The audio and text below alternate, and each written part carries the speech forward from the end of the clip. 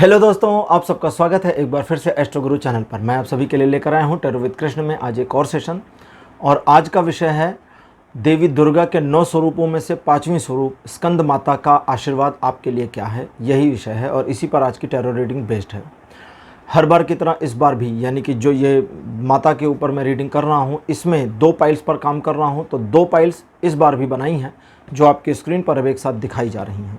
Pile number 1 Shri Ganesh और pile number 2 Shri Kartikeya. माता के 2 पुत्र आज पाइल के सिंबॉलिक्स के रूप में मैंने लिए हैं। तो गणेश जी और कार्तिकेय जी दोनों में से जो आपको ज़्यादा प्रिय लगते हो या एक कनेक्टिविटी फील होती हो या आपको आज के लिए इस रीडिंग के लिए ऐसा लगता हो कि इनको अपनी पाइल मानना चाहिए, उन्हें अपनी पाइल मानिए। ये रीडिंग आपके साथ रेजोनेट करेगी। मैं आपको बता दूं कि ये जो रीडिंग है ये टाइमलेस रीडिंग है और जनरल रीडिंग है। तो जब से आप इसको देख रहे हैं ये तब से आपके साथ रेजोनेट करना शुरू कर देगी। हर बार की तरह इस बार भी टाइम स्टैम्प्स को डिस्क्रिप्शन और कमेंट सेक्शन 2 जगहों पर पोस्ट कर दिया गया है ताकि आपको सुविधा हो। अपनी पाइल की रीडिंग को डायरेक्टली देखने के लिए आप टाइम स्टैम्प पर क्लिक करिए, वीडियो फास्ट फॉरवर्ड हो जाएगा और आप डायरेक्टली अपनी पाइल की रीडिंग पर पहुंच जाएंगे। जो लोग मुझसे आज पहली बार जुड़े हैं उन सभी का एस्ट्रो गुरु चैनल पर बहुत बहुत स्वागत करूंगा। आप सभी इस चैनल को सब्सक्राइब करिए, बेल आइकन प्रेस करिए, क्योंकि जब आप बेल आइकन प्रेस करते हैं तो नए वीडियोज़ की नोटिफिकेशन आपके फ़ोन पर आनी शुरू हो जाती है। और मेरे रेगुलर व्यूवर्स और सब्सक्राइबर्स, आप सभी के सहयोग और प्यार के लिए बहुत बहुत आभार।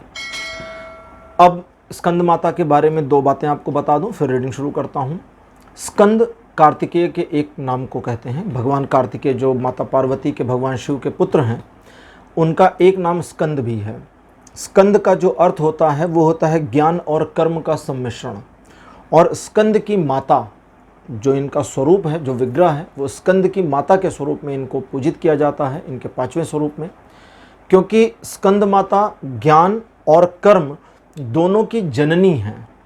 ज्ञान भी उन्हीं से जन्मता है और कर्म भी उन्हीं से जन्मता है। भगवान शिव को एक तरह से माना गया है कि जब ये पूरी दुनिया कहीं भी अस्तित्व में नहीं थी, मतलब कुछ भी नहीं था, तो सदाशिव थे, लेकिन वे अकेले थे और एक तरीके से हलचल विहीन थे। फिर कथा कहती है, पुराणों में आता है कि एक हलचल हुई और उनके मुख से निकला, एको हम बहुश्याय, मैं एक हूँ, एक से अधिक हो जाऊं। और उनके ही भीतर से उनका नारी स्वरूप बाहर आ गया जो देवी के स्वरूप में था। देवी के बाहर आने के बाद, देवी का स्वरूप यानी वह विग्रह देवी का प्रकट होने के बाद में शिव और शक्ति के मिश्रण से, शिव और शक्ति के सम्मिलन से ही इस सृष्टि का प्रादुर्भाव हुआ। अब जिसको सृष्टि कहते हैं, अब कोई कहेगा कि भैया सृष्टि तो ब्रह्मा जी ने रची है। ब्रह्मा ब्रह्मांड के रचयिता हैं, ना कि सृष्टि के। उनको सृष्टा कहते हैं। सृष्टा मतलब रचनाकार।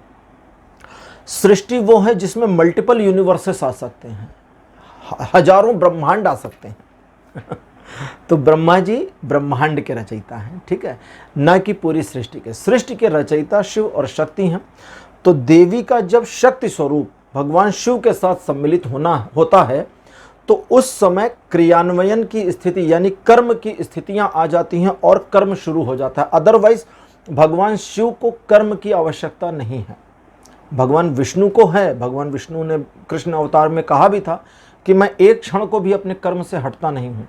लेकिन शिव शांत और योग मुद्रा में रह सकते हैं, बिना किसी कर्म के रह सकते हैं। और भगवान शिव के उस बिना कर्म के स्वरूप में कर्म को सम्मिलित करना देवी का अधिकार माना जाता है। देवी का उस पर एक तरह का प्रादुर्भाव होता है। इसीलिए सौंदर्य लहरी में भी कहा गया है कि देवी का जब एक प्रकार से शिव के साथ में संलग्नता आती है तभी शिव अपनी लयबद्धता में आते हैं। अदरवाइज शिव को किसी भी लयबद्धता मतलब किसी भी तरह के कर्म की, लय की, जीवन की, किसी भी चीज़ की आवश्यकता नहीं है। वे हैं, थे, रहेंगे, सब वही हैं, सब उन्हीं का प्रपंच है एक तरह से।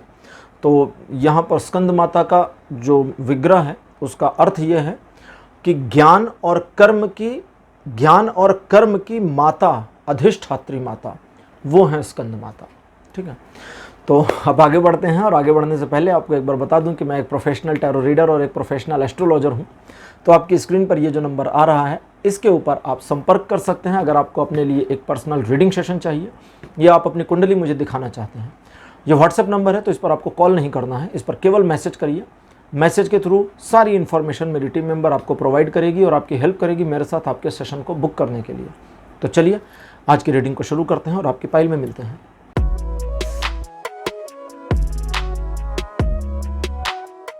हेलो पाइल नंबर 1, आप सबका स्वागत है आपकी रीडिंग में। आपने श्री गणेश जी को चुना था, बगल में मेरे गणेश जी की फोटो लगा दी गई है। चलिए अब शुरू करते हैं आज की रीडिंग को और देखते हैं कि माता स्कंद माता का क्या आशीर्वाद आपके साथ है, उनकी क्या सजेशन, क्या गाइडेंस आपके लिए हैं, टैरो क्या कहते हैं, इस पर सब कवर करेंगे।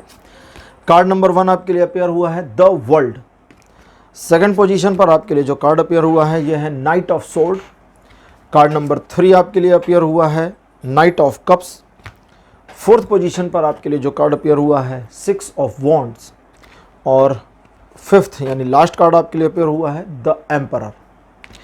द एम्परर को बड़ा प्रभावशाली माना जाता है मेजर आर्केना ग्रुप में, और ये भी माना जाता है कि द एम्परर अगर किसी एक चीज़ को ठान लेते हैं तो उसे पूरा करके रहते हैं। तो आपके लिए यहाँ पर अब मेरे पास 5 कार्ड आ गए हैं। कुछ चीज़ें हैं जो आपको ठीक से समझनी है। सबसे पहले आज का जो हमारा विषय है कि माता का आशीर्वाद आपके ऊपर है, यानी ये आज की पॉजिटिव रीडिंग है, इसमें कोई नेगेटिविटी नहीं है, लेकिन फिर भी आपके जीवन से जुड़ी चीज़ें तो आएंगी ताकि आप रेजोनेशन को समझ सकें और अपने जीवन को उस दिशा में गति दे सकें, गतिमान कर सकें। तो सबसे पहली चीज़ ये समझ लीजिए कि आपके जीवन में, अच्छा थोड़ा पीछे चलने को कहता, मैं तो इधर बताने वाला था, आपके जीवन में एक परिवर्तन आ चुका है और उस परिवर्तन के मनिंद यानी उस परिवर्तन के सानिध्य में अब आप अपने जीवन में आगे के पथ पर अग्रसर हैं और आगे बढ़ रहे हैं लगातार। लेकिन आगे बढ़ना आपको अभी भी कुछ मामलों में थोड़ा हेजिटेट करता है, जहां आपको ऐसा लगता है कि पता नहीं आप सही कर रहे हैं, पता नहीं आप गलत कर रहे हैं। लेकिन यहाँ देवी कहती हैं कि नहीं, पथ सही है, अब आगे बढ़ो। और आगे बढ़ने का समय तो सही है, लेकिन अपने आप को अहंकार में मत लाना। जब मिले सफलता तो अपने आप को अहंकार में मत लाओ और उसका श्रेय उन लोगों को दो जिन्होंने तुम्हारे लिए किया है सैक्रिफाइस। जैसे अगर आप सपोज करिए ऑफिस का काम करते हैं और एक तरीके से कभी कभी देर में आना, कभी बे टाइम खाना खाना, ये चल रहा है, तो आपकी फैमिली भी उसमें सफ़र करती है। अगर आप परिवार को छोड़कर बाहर कहीं रह रहे हैं तो जितना सफ़र आप कर रहे हैं, सफ़र मतलब परेशानी को झेलना, उतना ही सफ़र आपकी फैमिली भी आपके बिना कर रही है। तो उनको भी श्रेय दीजिए, जाना चाहिए। अयोध्या के मामले में बहुत पहले जब लखनऊ बेंच का जजमेंट आया था तो मैंने उसे रीड किया था, और एक जस्टिस थे जिन्होंने अपने जजमेंट के पहले पेज पर अपने परिवार को धन्यवाद दिया था, खासकर अपने बच्चों को, कि देर रात तक मेरे अध्ययन करने और उन्हें कम समय देने के लिए भी उनका नाराज़ न होने का मेरा एक शुक्रिया, एक थैंक यू मैं अपने बच्चों को कहना चाहता हूँ, जिन्होंने मुझे समझा, मुझे समय दिया, ताकि मैं इन ग्रंथों का अध्ययन कर सकूं। क्योंकि उस केस में बहुत सारे धर्म ग्रंथों का, रामायण के कई संस्करणों का उन्हें अध्ययन करना पड़ा था। तो वो उन्होंने लिखा था उस चीज़ में, अपनी पत्नी को धन्यवाद दिया था।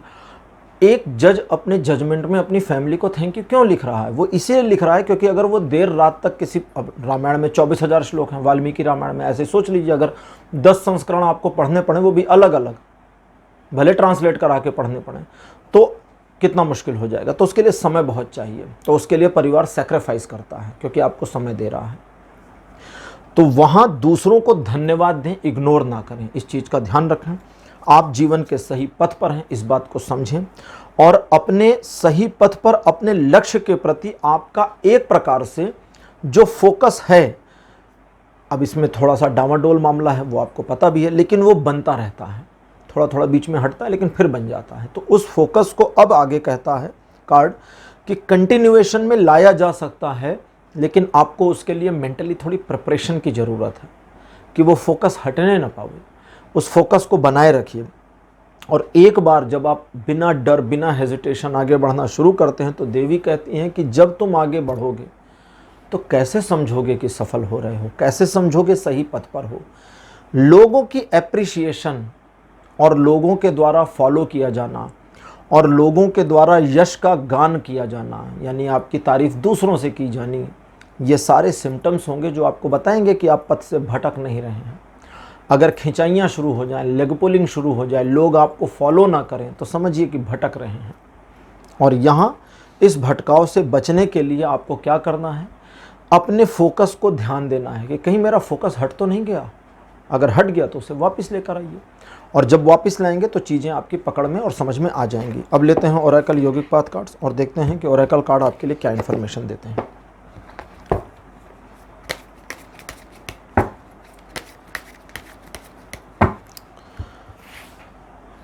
कार्ड नंबर 1 आपके लिए है तंत्रा।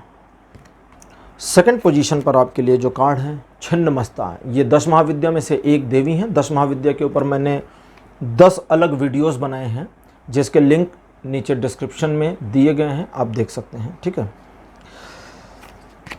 थर्ड नंबर पर हनुमान, भगवान हनुमान। फोर्थ पोजीशन आपके लिए है मणिपुर, और अंतिम कार्ड आपके लिए है काफ। कभी कभी हम अपनी घबराहट से ज़्यादा अपने आप को इनकैपेबल मान लेते हैं। इनकैपेबल मतलब अपने आप की सक्षमता पर ही सवाल उठा लेते हैं। हमारा डर हमें जितना डराता है उससे ज़्यादा हम घबरा जाते हैं ये सोचकर कि शायद हम इस चीज़ के लायक नहीं हैं। तो ये बहुत बड़ी समस्या है। हम लायक हैं या नहीं लायक हैं इसका निर्णय उन्हें करने दीजिए ना, जो इस चीज़ को जज करेंगी, यानी कि स्कंद माता। तो उनको करने दीजिए जज, कि वो देखें। हालांकि उनकी नज़र में तो आप लायक हैं, तभी उनका आशीर्वाद प्राप्त है, तभी उनके द्वारा पथ का प्रदर्शन आपको हो रहा है। लेकिन अब कुछ चीज़ों को समझें।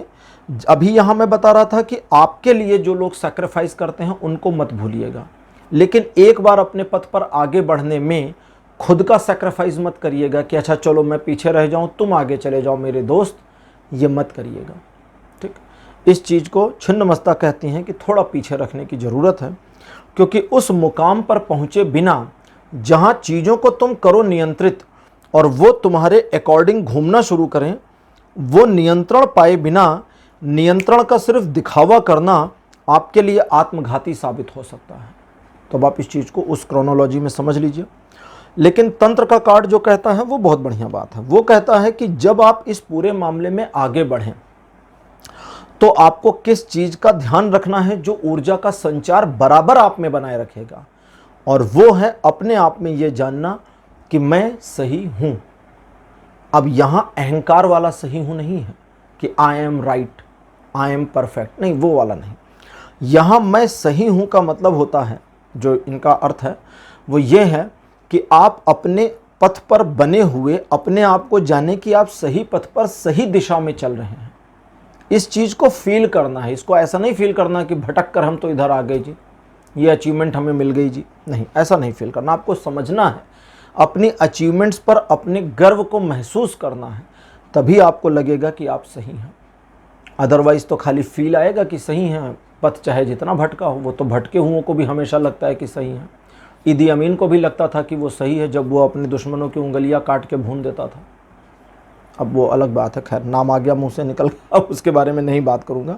गंदा आदमी था मर गया बहुत पहले मर गया। तो अपने आप को उस फील में लाना है जहां हर सफलता आपको ये इंडिकेशन देती है कि आप सही पथ पर हैं, तो आप सही हैं।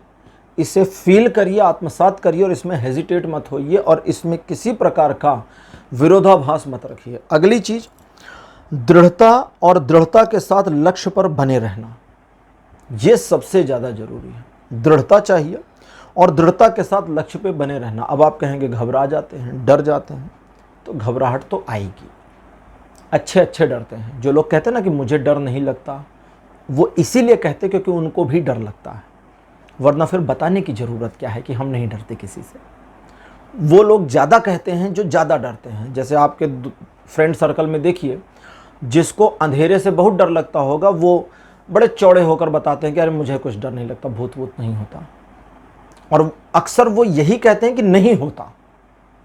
और जिसको सच में नहीं लगता, वो कहते हैं नहीं, भूत तो होता है जिसको सच में डर नहीं लगता, उसे मानने में क्या बुराई है? भाई भूत होता है, होता है, मैं भी मानता हूँ भूत होता है, आत्माएं होती हैं, हमारे आसपास होती हैं, ये मैं भी मानता हूँ, क्योंकि वो सच में होती हैं। तो उनसे डरना काहे को है? अब जिसको डर लगता है कहता है नहीं नहीं, आत्मा वगैरह कुछ नहीं होती, ये सब फालतू मन का वहम है। तो इस पर एक जोक आया था कि एक बार एक भूत अपने बच्चे को समझा रहा था कि अरे बेटा, ये इंसान मन का वहम है, इंसान नहीं होते ही नहीं है, no humans in this world, खाली भूत होते हैं, तो डरो मत इंसानों से। तो अब सबके अपने अपने परसेप्शन है। तो यहाँ डर वाले मामले में डर तो आएगा, लेकिन उसे नियंत्रित किया जा सकता है, लेकिन उस नियंत्रण में अपने आप को अंडर एस्टिमेट नहीं करना है, अपने आप को एक नकारात्मक ऊर्जा से नहीं भरना है। इस चीज़ को समझिए। वो डर पर नियंत्रण कैसे करेंगे? पॉजिटिव एनर्जी से। नेगेटिव एनर्जी आपके डर पर नियंत्रण को नहीं ला पाएगी और आपको फिर से पथ से भटका देगी। तो आपके जीवन के परिवर्तन, देवी के आशीर्वाद के साथ आगे बढ़ना, आगे बढ़ करके लोगों का सानिध्य प्राप्त करना, लोगों से एप्रिसिएशन लेना, यश का गुणगान सुनना, ये सब चलने दीजिए। इसमें अहंकार मत लाइएगा। जिन्होंने आपके लिए सैक्रिफाइस किया, जिन्होंने सहयोग किया, उनको ना भूलना, और दूसरों के लिए खुद को सैक्रिफाइस ना होने देना। अपने लक्ष्य पर आगे बढ़ते हुए खुद को सैक्रिफाइस होने से बचाना, इन चीज़ों को ध्यान रखिए। दृढ़ता लाइए, अपने डर को पॉजिटिविटी से कंट्रोल करिए, और फिर देखिए आपके जीवन में कितना परिवर्तन, कितना बदलाव देवी की कृपा से आ जाता है।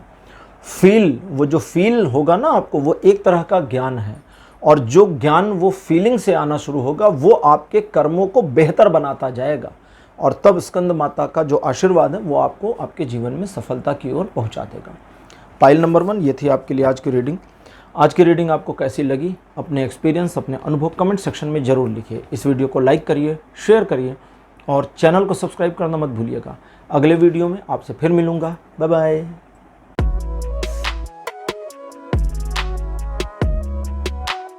हेलो पाइल नंबर 2, आप सबका स्वागत है आपकी रीडिंग में। आपने कार्तिकेय को चुना था एज अ पाइल, तो कार्तिकेय भगवान की फ़ोटो लगा दी गई है मेरे बगल में। कार्तिकेय जी को ही दक्षिण भारत में मुरुगन स्वामी कहा जाता है। आप लोगों ने नाम सुना होगा ना, मुरुगन स्वामी, इन्हीं को कहा जाता है। इनका एक नाम स्कंद भी है, और स्कंद इनको इसलिए भी कहा जाता है क्योंकि ये जो है देवताओं के सेनापति हैं। युद्ध में सबसे ज़्यादा निपुण इनको माना जाता है, क्योंकि इनकी जो युद्ध की नीतियां हैं, जो इनकी स्ट्रेटजी है, वो सभी से उत्तम रही हैं। तो ज्ञान, शक्ति और कर्म के ये प्रतीक हैं, और इन्हीं की माता होने के कारण माता के इस विग्रह को स्कंद माता के नाम से जाना जाता है। चलिए आज की रीडिंग आपके लिए शुरू करते हैं और देखते हैं कि स्कंद माता आपके लिए क्या इन्फॉर्मेशन देती हैं, क्या उनका आशीर्वाद और उनका क्या संदेश आपके लिए है। कार्ड नंबर 1 आपके लिए है 4 ऑफ कप्स। सेकंड पोजीशन पर आपके लिए है द हैंग्ड वुमेन। इस टैरो डेक में हैंग्ड मैन नहीं है, हैंग्ड वुमेन है। थर्ड नंबर पर 9 of coin. Fourth position 8 of wands, और आपके लिए अंतिम कार्ड मेरे पास अपीयर हुआ है जस्टिस। तो 2 कार्ड्स मेजर आर्केना ग्रुप से और 3 कार्ड्स माइनर आर्केना ग्रुप से आए हैं। तो पाइल नंबर 2, एक ऊर्जा का संचार अगले कुछ समय में आप अपने अंदर महसूस कर सकते हैं, जब आपके कई रुके हुए काम पुनः चलने शुरू हो जाएं। वे योजनाएं जो ठंडे बस्ते में चली गई थीं, या वो कार्य, वो प्रोजेक्ट जिनके शुरू होने पर उन पर ब्रेक लगाकर उन्हें पीछे हटा दिया गया, या आपको पीछे हटने पर उस कार्य में मजबूर होना पड़ गया था, उनके आने वाले भविष्य में पुनः शुरू होने की संभावना है, अगर आप उनको शुरू करना चाहते हैं। लेकिन एक चीज़ जो पास्ट में आपको लगता था, जिससे हालांकि काफ़ी हद तक आप ओवरकम कर गए हैं, कि आपके पास रिसोर्सेज की कमी है, कुछ छूटा हुआ सा फील होना, उससे काफ़ी हद तक आप ओवरकम कर गए हैं। लेकिन आज इस रीडिंग में देवी का जो आशीर्वाद आपके ऊपर है, अकॉर्डिंग टू दैट चीज़ें आपके लिए ऑटो बैलेंसिंग और ऑटो सेटअप में आ रही हैं। ऑटो सेटअप क्या होता है? जब एक प्रकार का रीसेट आपको ईश्वर की ओर से प्राप्त हो जाए। इस रीसेट को बड़ा भाग्यशाली माना जाता है, क्योंकि आपके जीवन में कई सारी कमियों को ये ठीक करता है, कई सारी चीज़ों को परिवर्तित करता है, आपकी कई आदतों में, आपके नज़रिए में, आपके सोचने के तरीक़ों में परिवर्तन ले आता है। यहाँ तक कि कई बार आपके खाने पीने की हैबिट्स में भी चेंजेस आ जाते हैं, आपके फेवरेट कलर भी चेंज होते हैं, लेकिन ये उतना गहरा परिवर्तन नहीं है। ये आपके ऊपर कम और सराउंडिंग्स में ज़्यादा रहेगा। मैं सिर्फ आपको बता रहा था। ये सराउंडिंग्स में ज़्यादा और आपके ऊपर कम रहेगा, आपके आसपास की चीज़ों को परिवर्तित अधिक करेगा। सपोज करिए कि 90% तक करेगा, 10% परिवर्तन आप में आ सकता है। अब ये आ सकता है में आ भी सकता है और नहीं भी आ सकता, लेकिन वो जो सराउंडिंग्स में चेंजेस आएंगे वो आपको दिखेंगे और आप उसको आइडेंटिफाई कर सकते हैं कि हाँ परिवर्तन आया। और जब ये परिवर्तन फील हो, जैसे आपके मामले में 8 महीने के भीतर ये परिवर्तन आपको मिल जाएगा। अच्छा, ये जो रीडिंग मैं कर रहा हूँ इसमें जैसे अगर आपने और भी वीडियोस देखे होंगे, माता के अलग अलग विग्रह पर मैंने रीडिंग करी है, तो सभी में टाइमलाइन नहीं आई है। जहाँ आएगी वहीं बताऊंगा, जहाँ नहीं आएगी मैं अपने मन से टाइमलाइन नहीं बताता हूँ। तो यहाँ 8 महीने का सराउंडिंग एरिया है जिसमें एक टाइमिंग है, एक टाइम पीरियड है जिसके अंदर वो परिवर्तन आपको दिखेगा। और वो परिवर्तन का होना आपके जीवन को बहुत हद तक संतुलित और नियंत्रित करेगा और आपको आपके भविष्य के प्रति लक्षित करता चला जाएगा। एक छोटा सा काम आपको करना है, वो ये है कि अपने अंदर जजमेंटलनेस को थोड़ा कमज़ोर कर देना है। यानी जजमेंटलनेस क्या होती है? हम किसी को पहली ही नज़र में जज कर लेते हैं कि अच्छा ये इंसान ऐसा होगा, किसी सिचुएशन को जज कर लेते हैं कि अच्छा ये कंपनी इस तरह से होगी या ये सिचुएशन ऐसी हो सकती है, बिना जाने बिना समझे, यूं ही हवा में।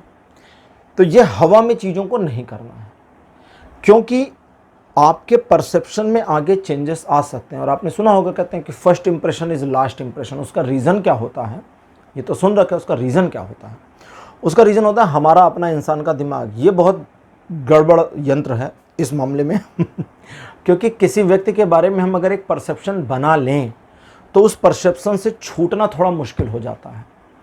इसी वजह से कई बार ऐसे एम्प्लॉइज़ जो किसी कंपनी ने हायर किया, और जब हायर किया तो उनको तो कुछ आता जाता नहीं था, कंपनी में उनको सिखाया गया, समझाया गया, एक प्रोसीजर में लाया गया और अब वे अच्छा परफॉर्म कर रहे हैं, लेकिन कंपनी उनको ग्रोथ नहीं देती। क्यों नहीं देती? क्योंकि कंपनी की निगाह में ये तो वही नौसिखिया एम्प्लॉई है।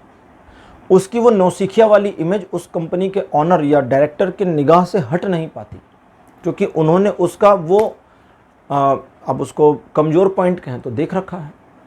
और वही एम्प्लॉई उस कंपनी को छोड़कर दूसरी में जाता है तो उसको ज़बरदस्त हाइक मिल जाती। क्यों? क्योंकि उनके लिए तो वो हीरा आ गया, डायमंड, और उनको वो कंकड़ लग रहा था कि अरे ये तो बस कोयला है, हाँ थोड़ा मोड़ा हमने ही घिस दिया तो चमक रहा है। उनको ये नहीं समझ में आता कि ये घिस के हीरा बन चुका है। तो यहाँ इस चीज़ को समझें और अपने आप को किसी भी तरह के जजमेंटलनेस में ना लेकर जाएं। जजमेंटल माइंडसेट आपके लिए घातक होगा। अब आपके लिए निकालता हूँ ओरेकल योगिक पाथ कार्ड्स और देखता हूँ कि ओरेकल कार्ड्स आपके लिए क्या इन्फॉर्मेशन फर्दर अलग से देते हैं।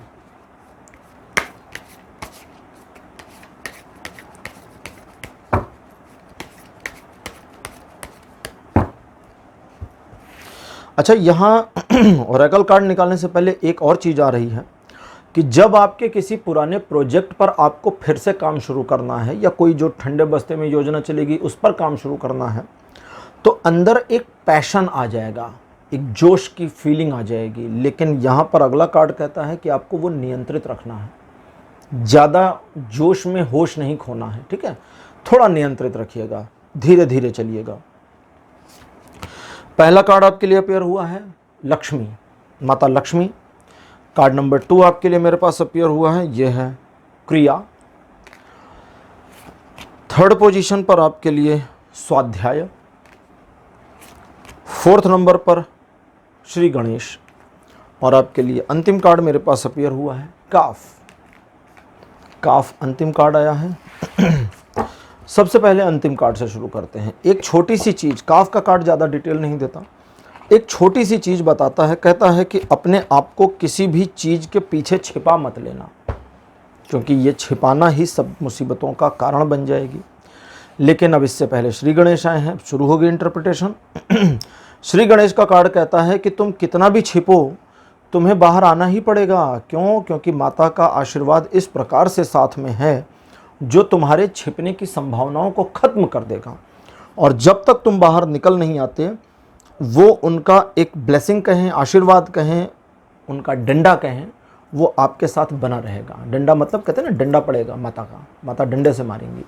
तो गणेश जी कहते हैं कि वो आशीर्वाद ही समझिए आपके साथ बना रहेगा। कभी कभी माता मार देती हैं तो वो भी बहुत अच्छा लगता है। यहाँ अब आपको और चीज़ों में समझना है। अभी आपको मैंने बताया कि खुद को जजमेंटल होने से बचाना है। आपकी पुरानी योजनाएं वापस आकर के काम शुरू कर सकती हैं, लेकिन उन पर काम शुरू करने के लिए जल्दबाजी से मना किया था। और क्यों किया था, अब अगला कार्ड बताता है कि जब तक आप उस चीज़ का पूरा आकलन ना कर लें, और आकलन इस तरह से कर लें कि वो चीज़ ऑटो रोटेट हो सके। किसी काम को शुरू करना बहुत बड़ी बात नहीं होती है, एक दुकान को खोल देना बहुत बड़ी बात नहीं है, उसे चलाना बहुत बड़ी बात होती है। और चलाना, चलने लगी, या जैसे कहते हैं ना कि बिजनेस चल गया तो बाद की बात है। बिजनेस का खुद को पहले रोटेट करना बहुत ज़रूरी है। रोटेट क्या होता है कि आप घर से पैसा ना लगाएं, बिजनेस अपना पैसा कमाएं और वही पैसा बिजनेस में लगता जाए और बिजनेस अपने आप को स्वतः चला ले जाए। इसे कहते हैं ऑटो रोटेशन। तो ये ऑटो रोटेशन मिलने तक आपको अपनी योजना पर ध्यान रखना है, चीज़ों को सही तरीके से लगाए रखना है, मतलब अपनी स्किल सेट को सही तरीके से लगाए रखना है, और धन के इन्वेस्टमेंट में समझदारी दिखानी। ना कंजूसी करने को कहा है, ना खर्च करने को कहा है, ना ये कहा है कि खर्च बहुत ढेर सारा करिए, ना ये कहा है कि कंजूसी कर लीजिए। डिपेंड करता है कि उस सिचुएशन में क्या ज़रूरी है और वही आपको करना है, वही उसी पर आपको ध्यान रखना है। और आने वाले समय में जब चीज़ें आपके फेवर में मुड़नी शुरू होंगी तो नई शाखाएं खुलने लगेंगी। श्री गणेश का कार्ड है जो कहते हैं नई शाखाएं खुलेंगी, मतलब नए द्वार खुलेंगे, मतलब नए रास्ते दिखेंगे अपने जीवन में और आगे बढ़ने के। अगर जॉब प्रोफाइल में है तो नई अपॉर्चुनिटीज़ मिल सकती हैं। अगर बिजनेस में है तो बिजनेस में और नया क्या करें जिससे बिजनेस और चल जाए। अगर किसी पर्सनल प्रोफेशन में है तो उसमें भी कुछ नई चीज़ों के बारे में फीलिंग आ सकती है। एक प्रकार से समझें तो आपको ज्ञान प्राप्त हो सकता है, आइडिया मिल सकता है, ठीक है, स्कंद की ओर से या स्कंद माता की ओर से। तो उस आइडिया के ऊपर आगे काम करना है या नहीं, श्री गणेश जी कहते हैं तुरंत बढ़ने की ज़रूरत नहीं है। और इसलिए नहीं है क्योंकि उस आइडिया पर या उस नई शाखाओं पर, नए रास्तों पर आगे बढ़ने से पहले स्वयं में सिर्फ एक विचार करना है, क्या मैं इसके लिए तैयार हूँ? आइडिया तो अच्छा है, लेकिन am I ready for this? और अगर हाँ तो बढ़ जाइए, फिर डरिए मत। और अगर अभी नहीं तो कब? गणेश जी भागने नहीं दे रहे हैं, कहते कब आगे बढ़ोगे, क्योंकि आइडिया तो बहुत अच्छा है, तो इस आइडिया पर जाओगे कब, उसकी एक प्लानिंग करो।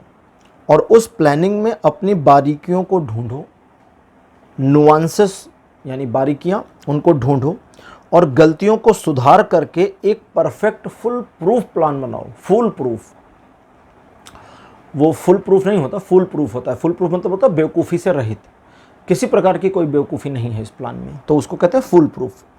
तो उसको जब तक आप फुल प्रूफ नहीं बना देते हैं तब तक आगे बढ़ने में अपने आप की जो हेजिटेशन है उससे ओवरकम नहीं करेंगे, और जब ओवरकम कर जाएंगे तो फिर बल्ले बल्ले। तो पाइल नंबर 2 ये थी आपकी आज की रीडिंग। आज की रीडिंग आपको कैसी लगी, अपने एक्सपीरियंस, अपने अनुभव कमेंट सेक्शन में ज़रूर लिखिए। इस वीडियो को लाइक करिए, शेयर करिए और चैनल को सब्सक्राइब करना बिल्कुल मत भूलिएगा। अगले वीडियो में आपसे फिर मिलूँगा। Bye bye.